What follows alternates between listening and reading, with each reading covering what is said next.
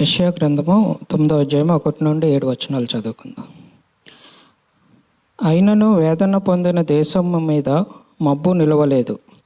పూర్వకాలమున ఆయన జబూలూను దేశమును నఫ్తాలి దేశమును అవమానపరచెను.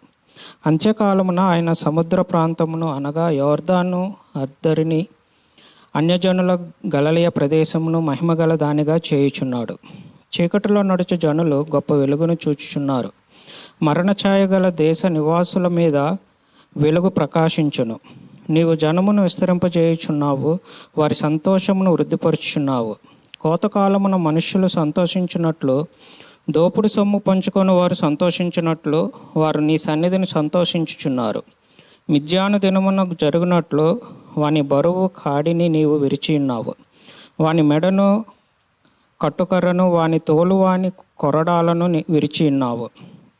యుద్ధపు సందడి చేయు యోధులందరి జోళ్లను రక్తములో పొరలింపబడిన వస్త్రములను అగ్నిలో వేయబడి దహింపబడును. ఏలయనగా మనకు శిశువు పుట్టెను, మనకు కుమారుడు అనుగ్రహింపబడెను.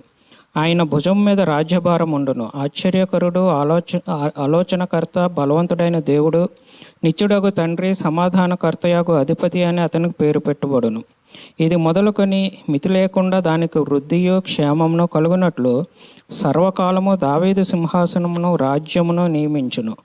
న్యాయము వలనను నీతి వలనను రాజ్యమును స్థిరపరచుటకు అతడు సింహాసనాసీనుడై రాజ్యపాలన చేయును. సైన్యములకు అధిపతి యెహోవా ఆసక్తి కలిగి దీనిని నెరవేర్చును.